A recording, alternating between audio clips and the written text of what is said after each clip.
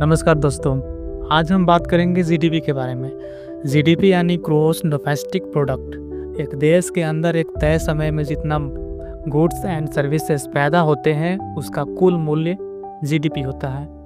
ये एक आर्थिक मीटर है जो बताता है कि देश की आर्थिक सेहत कैसी है। जीडीपी के मुख्य 4 घटक होते हैं। पहला कंजप्शन यानी उपभोग, जो आम लोग सामान या सेवाएं खरीदते हैं उस पर होता है।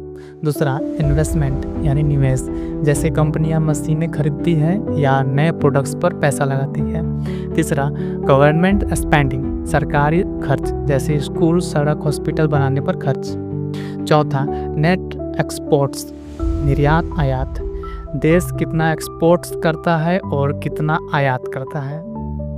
जीडीपी 3 तरह से मापी जाती है। प्रोडक्शन मेथड, कितना उत्पादन हुआ।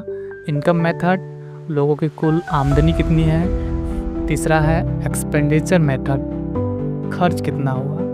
भारत सरकार हर तिमाही यानी 3 महीने पर जीडीपी का अनुमान देती है। अगर जीडीपी बढ़ती है तो माना जाता है कि देश की अर्थव्यवस्था प्रगति कर रही है। लेकिन सच्चाई क्या है आइए जानते हैं।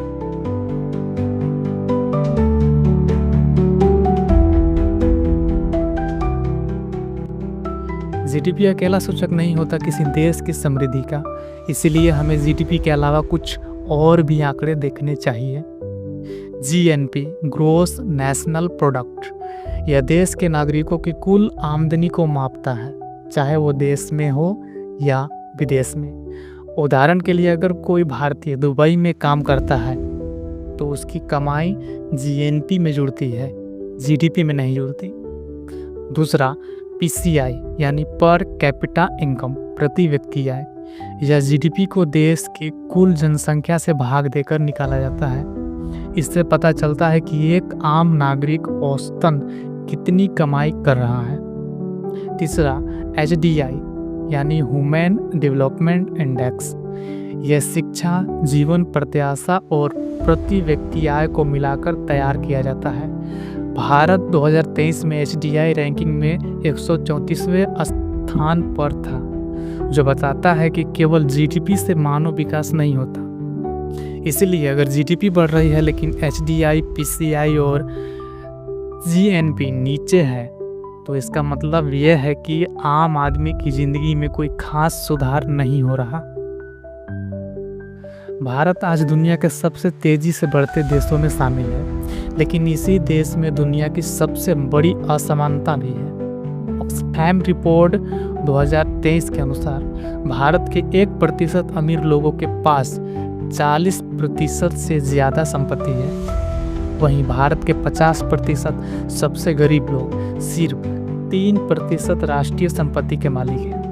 अरबपतियों की संपत्ति हर साल दोगुनी होती जा रही है, लेकिन मजदूरों की मजदूरी नहीं बढ़ रही। अमीरों के बच्चे महंगे स्कूलों में जाते हैं, गरीबों को सरकारी स्कूल में टॉयलेट तक नहीं मिलता। प्राइवेट हॉस्पिटल में इलाज अमीरों के लिए, गरीबों के लिए भीड़ और इंतजार। दिल्ली, मुंबई, बेंगलुरु जैसे शहर तेजी से आगे बढ़ रहे हैं, जबकि गाँवों में अब भी बिजली पानी की समस्या है। इस असमानता की वजह से जीडीपी का फायदा कुछ ही लोगों को मिल रहा है और आम आदमी वहीं पर है, परेशान, बेरोजगार और महंगाई से पीड़ित। जीडीपी को अक्सर विकास का सबसे बड़ा संकेतक माना जाता है, लेकिन ये पूरी तस्वीर नहीं दिखाता। जीडीपी में केवल अमीरों का योगदान ज़्यादा दिखता है। अगर अडानी अंबानी की कंपनी का मुनाफा 2 गुना हो जाए तो जीडीपी बढ़ती है, लेकिन इससे आम आदमी की हालात नहीं बदलती। पेड़ों की कटाई करके बिल्डिंग बनाई, जीडीपी बढ़ गई, लेकिन पर्यावरण खराब हुआ, लोग बीमार हुए, ये सब जीडीपी नहीं दिखाता। घरों में महिलाएं जो खाना बनाती हैं, बच्चों को पालती है, ये सब जीडीपी नहीं गिना जाता, जबकि ये समाज के लिए अमूल्य योगदान है।